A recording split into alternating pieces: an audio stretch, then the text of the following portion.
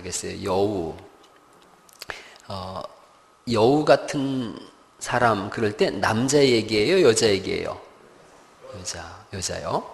그런데 문화마다 달라요. 이집트 사람들은 여우 그러면 남자예요. 늑대 그러면 늑대 우리나라는 뭐예요? 늑대는 남자죠. 여우는 여자고. 근데 이 중동 지방은 달라요. 여우 그러면 남자를 얘기해요.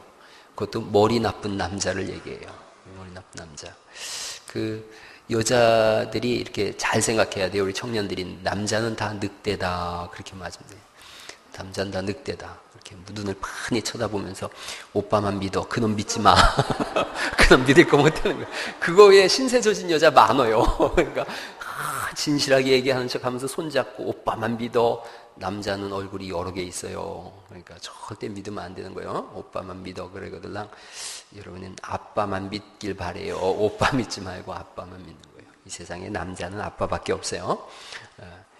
이 이집트는 성적으로 공격적인 남자, 그걸 여우라 그랬어요. 그럼 여우에 대한 얘기는 많아요. 이솝 우화에 보면 그런 거 있죠. 여우가 포도를 계속 먹으려고 점프를 하던데 포도가 너무 높이 달려 있어요. 못 먹으니까 여우가 뭐라 그래요? 자기 합리화를 하는 거죠. 저건 신포도야. 그러고선 가는 거예요. 속이 상하지만 겉으로는 근엄한 척하면서 저 포도는 틀림없이 신포도야. 그러는 거예요. 이 심리학적으로 신포도 기제라 그래요. 신포도 기제. 또 자기 방어 기제. 자기 합리화를 시키는 거예요. 여우는 실제로 포도를 굉장히 좋아한다 그래요. 포도를 너무너무 좋아한대요. 여우의 이미지가 우리는 간교한, 교활한 이런 뜻이지만 성경에 나와 있는 여우라고 하는 이 단어는 슈알이라 그랬는데요. 슈알 한번 해보시겠어요? 슈알. 예, 머리가 텅 빈 이런 속이에요. 머릿속이 텅 빈 바보 같은 또는 근거 없이 남을 비방하는 파렴치한 이런 뜻이 여우래요. 여우는 여기 보시면요. 아가서 2장 15절 말씀에 이런 말씀이 있어요. 아가서 2장 15절. 우리를 위하여 여우, 곧 뭐를 허는 여우예요? 포도원을 허는 작은 여우를 잡으라. 우리의 포도원에 꽃이 피었음이니라. 굉장히 중요한 이 시대적 문화가 있어요. 여우는 8월 달에 이스라엘에는 그 포도가 열려요. 근데 이 8월부터가 건기예요. 비가 하나도 안 와요. 그러니까 이 사람들에게 있어서 포도는 여름석 10월 달 비 오는 때까지 먹는 중요한 양식이에요. 그래서 8월 달에 포도를 이제 다 따거든요. 다 따서 포도즙 틀에 넣고 포도를 짜는데 다음 주에 우리가 세례식이 있어요. 세례식 있고 성만찬까지 같이 할 거예요. 성찬식 하는데 세례식 할 때 성찬식 하죠. 부활주일 날. 늘 묻죠. 아이들이 저한테 물어요. 포도주를 해야 되나요? 포도즙을 해야 되나요? 그걸 물어요. 그런데 이스라엘 사람들 생각으로는 쉬워요. 포도주 틀에서 사람들이 이렇게 막 밟거든요. 밟아서 포도주를 터트려서 짜요. 그래서 이렇게 된 그 포도주 틀에서 포도주가 이렇게 뚝 떨어져요. 뚝 떨어져서 포도주 항아리에 떨어지는 순간 그걸 포도주라고 이름을 붙였어요. 발효가 되고 안 되고의 문제가 아니에요. 포도주즙 틀에서 포도주가 떨어져서 항아리에 들어가면 그건 무조건 포도주예요. 그렇게 해서 그 포도주가 이렇게 이제 즙에서 떨어졌으니까요. 찌꺼기는 밑으로 가라앉죠. 찌꺼기는 가라앉고 위에는 아주 맑은 1등급 포도주는 맨 위에예요.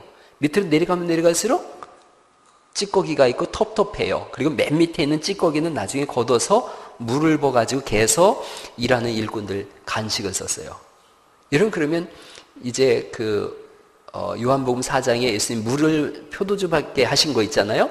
그때 저희가 그렇게 얘기하잖아요. 아니 사람들마다 처음엔 좋은 포도주를 내고 나중에 나쁜 걸 내는데 여긴 왜 이렇게 나중에 좋은 포도주가 나왔지? 그 얘기가 이해가 되는 거예요.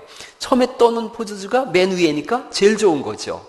내려가면 내려갈수록 나쁜 포도주인 거예요. 그런데 예수님이 뭘로 다 포도주를 만드셨어요? 물로 다 만드셨어요. 찌꺼기가 있었겠어요? 없었겠어요? 전혀 없죠. 1등급 포도주가 그래서 나온 거예요. 자, 그 포도주를 이렇게 짜는데 문제는 이거예요. 이들이 3월, 4월 때 되면 포도의 꽃이 막 피거든요. 3월, 4월 되면 포도의 꽃이 피는데 그 전에 이들은 1, 2월 달에 담장을 전부 쳐요. 담장을 치는 이유가 3, 4월에는 비가 거의 안 와요. 그러면 이슬이 내리고 그 이슬이 흡수가 되어져서 포도의 꽃이 피고 열매가 맺어요. 그런데 사람들이 그 포도밭을 이렇게 밟고 다니거나 여우가 밟고 다니면 단단해져요. 물이 흡수가 안 돼요. 그런 문제가 있고 또 하나는요. 포도꽃이 피는 요 때가 설치류들도 새끼를 낳는 때예요. 여우도 새끼를 낳고 설치류는 쥐 같은 거죠. 쥐도 새끼를 낳아요. 그러면 여우는 자기 새끼가 생겼기 때문에 먹이를 더 많이 잡아야 돼요. 그러니까 어디에 쥐가 있는가 봤더니 담장을 쳐는 그 사이사이에 쥐가 새끼를 낳는 거예요. 여러분 왜 옛날에 이렇게 손으로 낫으로다 이렇게 벼베기 할 때 보면 이렇게 밑에 보면 뭐가 있어요? 쥐 새끼가 빨간 거 있죠? 새끼 지나가지고 그것도 약이 된다고 그렇게 꼴깍 먹는 분도 다들 드셔보셨나 봐요? 그거 먹는 분 보셨어요? 사람이 못 먹는 게 없어요. 그거 있잖아요. 누에 번데기는 먹잖아요. 번데기 먹는 분. 엄마야, 난 벼라가 번데기 먹는지 꿈에도 몰랐네. 전 번데기 못 먹어요. 번데기 먹으면 우리 어릴 땐 누에 키웠거든요. 우리 집에서 1층 아랫방 윗방에 누에 키웠는데 그게 우리 어머니가 알려주시더라고요. 꼼지락거리는 요 놈이 번데기 된다는 말 듣고 그때부터 안 먹었어요. 근데요. 그 누에가 당에 좋다고 생누에를 먹잖아요. 그런 걸 여러분 못 보셨군요. 생누에 먹는 분 얘기를 들어보니까 입안에 넣고 혀로 톡 터뜨리면은 물처럼 쏙 들어간대요. 그러면서 그거 처음에만 먹기 고역스럽지 많이 먹다 보면 그거 아주 음료수 대용으로도 딱 좋다 그래요. 그렇게도 먹어요. 근데 저 청원 쪽에 가면 실제로 누에 탕수육이 있어요. 그 누에를 이렇게 튀김가루에 묻혀서 탕수육처럼 해서 내놔요. 그러면 바삭바삭하고 그렇게 맛있다는 거예요. 그 몸에 좋다고 그것도 이렇게 먹고요. 헌집 헐어가지고 그 속에 나온 밴댕인가 이것도 잡아먹는 거 있잖아요. 사람이 못 먹는 거 없어요. 우리 외삼촌이 당뇨 걸리셨는데 기갈병이라고 옛날에 그랬어요. 한 40년 전에. 저한테 우리 외숙모가 거머리 잡아오라 그러더라고요. 거머리. 그래서 왜 그러나 했더니 거머리를 말려서 가루로 먹으면은 당뇨가 난다고 옛날에 그랬었어요. 그래가지고 거머리 논에 가가지고 거머리 잡아오고 밤에 이렇게 밥 먹는데 자꾸 허벅지가 가려워서 이렇게 보니까 그래서 거머리 한 놈이 거기 붙어가지고 배가 빵빵하게 나온 거예요. 이제 피를 빨아먹어가지고. 그래서 그것도 잡아다가 또 이렇게 붙여놓고서 바늘로다가 찔러서 이렇게 피청도 싸고 막 이러고 놀고 그랬는데 그런 거 안 해보셨군요, 여러분들은. 그랬어요. 그 되게 재밌어요. 이렇게 구멍을 딱 내면은 피가 쫙 나가요. 그러고 놀고 이제 그랬는데, 어쨌든 쥐도 이렇게 생쥐 이렇게 먹기도 하고 그러잖아요. 그 술 담아서도 먹는 분도 있고. 그러니까 그 여우가 그 쥐 잡아 먹는 거예요. 그러느라고 담장에 들어와서 막 쥐를 잡으니까 쥐는 또 도망가야 되잖아요. 이리 뛰고 저리 뛰고 그래서 포도원이 엉망진창이 되는 거예요. 쥐도 뛰지 여우도 뛰지 이게 꽃이 수정해서 수분해야 되는 그런 때인데 이리 뛰고 저리 뛰고 하니까 꽃이 전혀 맺히질 않는 거예요. 이게 얼마나 심각하냐 하면요. 이분들은 8월 달에 포도를 수확해야 겨울을 날 수 있거든요. 이게 다 없어지면 8월이니까 우리나라로 치면 11월이에요. 이게 없으면 굶어 죽어요. 그래서 포도원을 허는 작은 여우를 잡으라. 우리의 포도원에 꽃이 피었습니다. 이 말씀이 그래서 나오는 거예요. 아주 심각한 문제가 되는 거지요. 여러분, 그런데 이제 또 더 이렇게 보시면요. 포도원은 이스라엘을 사실은 상징해요. 거기에 뛰어다니는 여우, 이스라엘을 무너뜨리는 거예요. 교회를 포도원이라고 말씀드릴 수 있어요. 교회 안에도 담을 허는 작은 여우가 있을 수 있다는 거예요. 그것을 잡아내라라고 성경이 말씀하세요. 여러분, 여우가 안 되시길 간절히 바랍니다. 뭐 우리나라 속담에 여우하고는 살아도 곰하고는 못 산다 그러는데 살아보면 곰이 괜찮습니다. 곰같이 듬직한 남편이 좋은 거예요. 할렐루야. 그럼요. 여우 같아가지고 이렇게 저렇게 하는 것도 좋을 수 있지만 곰처럼 듬직한 사람들이 사실은 가정도 세워가고 교회도 세워가는 거예요. 포도원을 허는 여우가 있어요. 그 느헤미야서 4장에 보면 느헤미야가 와서 예루살렘 성을 건축하잖아요. 그랬더니 산발랏이 와가지고 막 비웃죠. 비웃고 또 도비야라는 사람이 와서 야, 니들이 세운 저 성벽은 여우가 올라가도 무너질 거다 그러죠. 그러니까 항상 이스라엘 사람들 머릿속에는 포도원을 허는 여우가 있는 거예요. 제가 여우에 대한 말씀 드렸잖아요. 머리가 비어 있는 거예요. 남을 근거 없이 비방하는 파렴치 아니에요. 그래서 공동체를 깨뜨리는 거예요. 느헤미야가 4장에 그 모든 저주를 산발랏과 도비야한테로다가 넘겨주세요라고 그렇게 기도하죠. 오늘 본문에 누가복음 13장 말씀을 보면요. 예수님께서 헤롯을 누구라고 얘기하냐면 여우라고 말씀하고 있어요. 여기서 헤롯은 헤롯 안티파스예요. 이 사람은 어떤 사람이냐면 세례 요한을 죽인 사람이에요.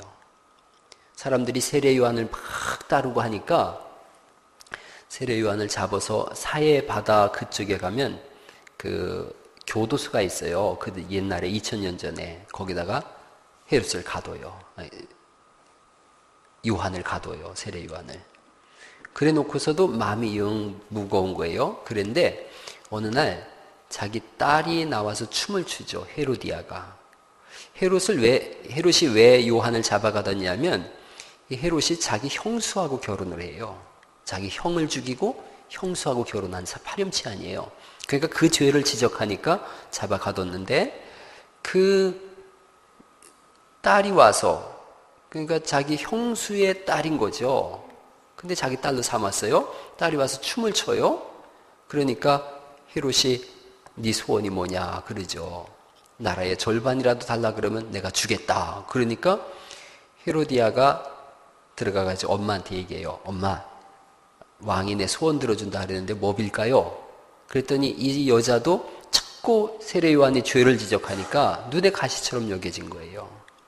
여러분, 죄가 지적되면 둘 중에 하나예요. 회개하든가 반대하든가 둘 중에 하나예요. 사람들이 죄가 지적되어지면 회개하면 되는데 회개하지 않으면 반격을 하거든요. 그 미국에 아주 유명한 목사님 계세요. 계속 한 달 동안 죄를 지적하는 설교를 했어요. 그랬더니 저 뒤에 있던 청년 하나가 총으로 쐈어요. 권총으로. 다행히 빗나갔어요. 근데 이 목사님은 그 죄 지적하는 걸 멈출 수가 없다 그래서 이 앞에 방탄 유리를 설치하고 설교를 해요. 실제로. 그런 거예요. 사람이 죄가 지적되어지면 회개하면 되거든요. 하나님 잘못했습니다. 제대로 살겠습니다. 그럼 되는데 총을 쏜다는 거예요. 헤롯이 죄가 지적됐으면 회개하면 되는데 그렇게 안 하는 거예요. 그러니까 딸이 와서 소원을 얘기하라 그랬더니 저 세례 요한의 목을 나에게 주세요. 그러는 거예요. 그래서 목을 베죠.